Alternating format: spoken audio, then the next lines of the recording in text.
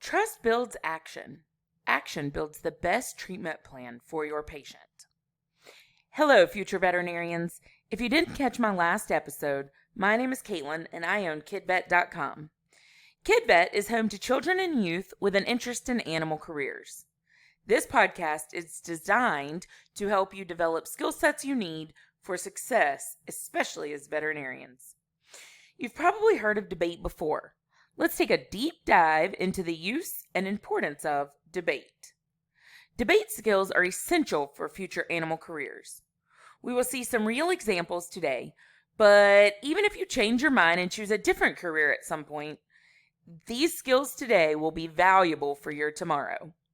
These skills are not only essential for future careers, but even your day-to-day life. So let's go. Dive into debate respectfully, empathetically, and factually. First, let's define debate. What is it? You probably already know. Ultimately, it's a discussion, or sometimes an argument, where people express different opinions on a topic.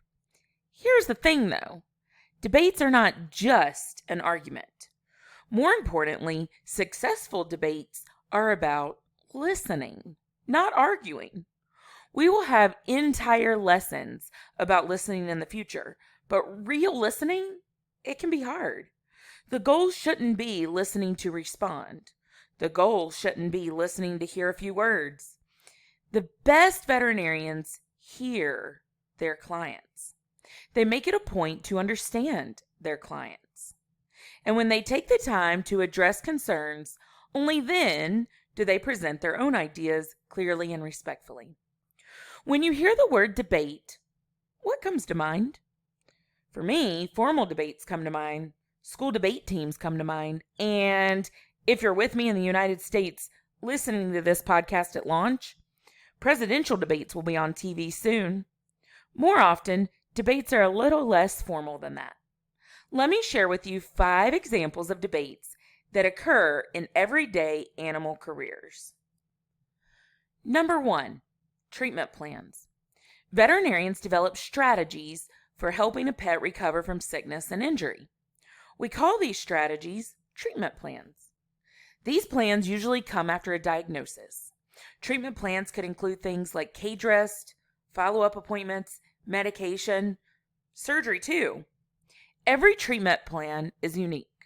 Each comes up with its own pros and cons. Before presenting a plan to a client, or 2 or 3 plans to a client, vets debate internally about the best approach. They consider things like ethics, costs, effectiveness, and prognosis. A very popular question many clients ask is, if this was your dog, what would you do? Then, owners debate with themselves internally, as sometimes they struggle to reach their decision on a plan of care. Another example, ethical dilemmas. Ethical choices are good choices that are morally right. Some veterinarians receive specialized training after vet school in various topics. Just like human doctor specialists, veterinarians can also specialize. One specialty field is animal welfare.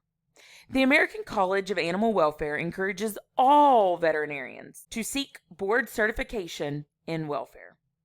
Certified vets are uniquely trained. They can provide both the public and other veterinary professionals ethical insight. They can help guide both law and treatment practices.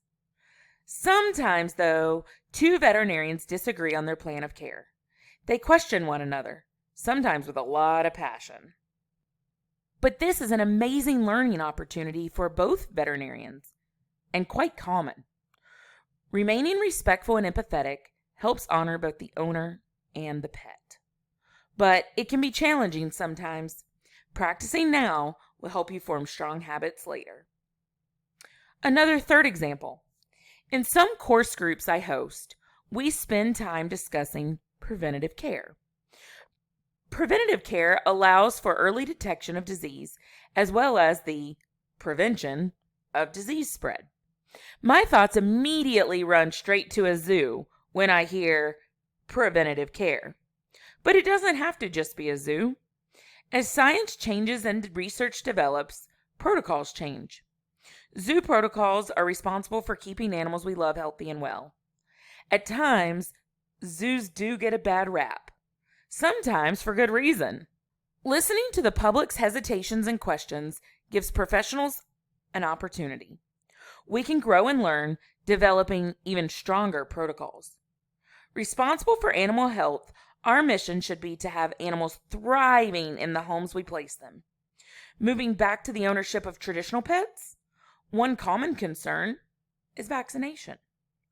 Hesitation about vaccination, medical treatments, and surgery is extremely common. As professionals, we must counter hesitation with correct, scientifically proven information. Okay, there's so much here. Have I got you yet? There's a lot of responsibility in developing treatment plans. Challenging ethical dilemmas can grow into heated discussions, and strong preventative care protocols are essential for animals to thrive. Working with animals and the vet field doesn't mean you don't work with humans, though. And working with humans means conflicting opinions. Debate. You still with me? Let's move on to number 4. Give me a second and think about behavior. Everyone loves a well-behaved dog. Everyone gets a new puppy with a vision of best friends, cuddles, and companionship. Not everyone gets that, though. Not everyone is willing to, or able to, put in the work. Not everyone understands training is lifelong. Not everyone understands old dogs can learn new tricks. Training is a lifestyle, not a one-time course that can be called complete. When dogs behave unlike their owner's wish, they're often dubbed bad dog. Is that mislabeling? Want to debate that? Whether a veterinary behaviorist or an animal trainer, our clients want good dogs. It's up to professionals to do our best to educate people for what that requires.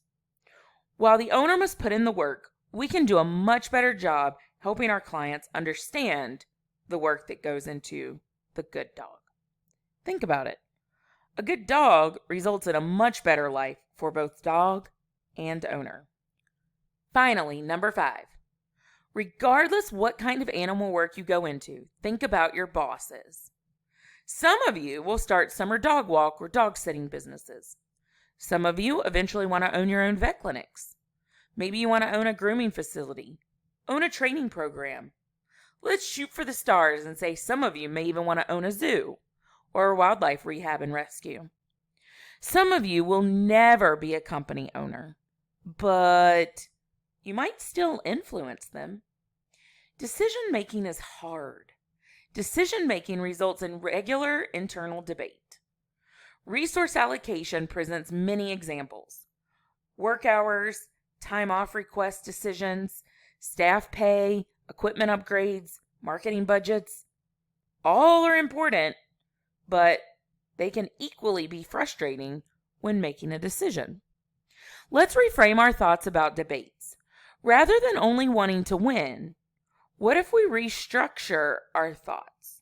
What if we approach a debate as an opportunity to walk away with a new perspective, a new idea, a new collaboration, ultimately, more effective execution? So there we have it. 5 informal debates that you will likely experience if you enter a professional workforce, with examples directly related to the animal industry. 1. Treatment options. 2. Ethical dilemmas. 3. Preventative care. 4. Animal behavior. And 5. Resource allocation. Okay, so moving on. Many of you are in animal courses with me. I know when I asked some of you, specifically Will, Ava, and James, to listen to this episode, you were confused at first. Why did I want you to listen to an episode about arguing if you're in a class with me about vet science? Hopefully you see it now. These 5 examples will directly affect your work. Will, When you're breeding those pythons, can you think of a few debates that'll be coming your way? Crystal, what about those crested geckos you said you wanted to breed? Can you predict some of your future decisions with them? Ava, what about you and that animal rescue? James, can you see some dilemmas you might face approaching animal prosthetics? Do I have your ears yet? Are you all in? If so, I've got 3 qualities to share with you that will instantly make your arguments a million times stronger. Stronger arguments will help you make the best decision possible. Number 1, respect. Respect is the foundation to a good argument. I know there is a whole debate. Should you give or earn respect? But when speaking professionally, respect is crucial. Respect creates a positive environment where everyone feels heard. There comes a time when we have to fire clients. Their behavior sometimes prevents our good work. But we're not talking about that for today. Remember, feeling heard, really heard, builds respect. Respect builds trust. And I can say it a million times, trust builds action. Action builds the best treatment plan for our patient. Number 2, empathy. In addition to respect, both employees and employers show immense levels of empathy. I might go as far as to say that empathy separates the best from the mediocre. In short, empathy means putting yourself in someone else's shoes. You try to understand how and why the other person feels how they do. Sympathy is similar to empathy, but different. Sympathy means you feel bad or sad for someone. Empathy, deeper. You are building a deeper connection with people empathetically. Empathy means you are actually trying to feel how they feel. That connection, that deeper connection, builds trust. And you know what happens from here. Trust builds action, and action builds the best treatment plan for our patient. Okay, stick with me. Respect, empathy. Number 3, the facts. Science, proven, real, non-opinionated facts. You must be able to separate feelings and facts. You must be emotionally intelligent, strong, and capable. This doesn't mean there isn't a place in veterinary science for you to feel emotion. This means that you are able to separate emotion from science when needed. It means you present to your client non-biased information. When you base your point of view on facts, your information is reliable. Especially during emergencies or unexpected news, owners get caught in their feelings, and you might too at times. We're human. It's natural. It's normal. But the fact remains, emotion makes decision-making difficult. Owners need a reliable source of credible, correct information as they process their feelings to make that decision for their pet. Your job is to provide those reliable scientific facts and evidence. We need owners to truly be informed when they decide or consent to anything. Knowing how to find factual information is going to help you become that trusted expert. If I've said it once, I'll say it 1,000 times. Trust builds action, and action builds the best treatment plan for your patient. Okay, so we've talked about a lot today. I shared 5 examples of less formalized debate in veterinary medicine and animal care. I gave you 3 pieces of a healthy, strong debate: respect, empathy, and facts. Unlike school debate teams, real-life important debates aren't always about winning. They aren't always about getting your way. They are about understanding others, presenting your ideas clearly, and working together to find the best solutions. I know some of you don't like group work. Some of you have moaned every time the subject comes up. Trust me, I get it. I know why some of you dislike it. But in vet med, You're going to be a team with your clients and owners. You're a team with your fellow research scientists. You're a team with your company veterinarians, technicians, and support staff. You're a team with your clients. You're forming teams all day. Your goal is to give the animal an amazing quality of life, whatever that looks like in your situation. And it's important that all of the players are on Team Animal. Everyone in your journey is going to expect you to be adaptable and teachable. We can work on these traits together. We are preparing you to become a compassionate, trustworthy, effective veterinarian. Keep practicing. Stay curious. Ask me questions. Always strive to understand and respect the people and the pets that you work with. Thank you for listening. Subscribe and check out KidVet.com. I can't wait to see the amazing veterinarians you become.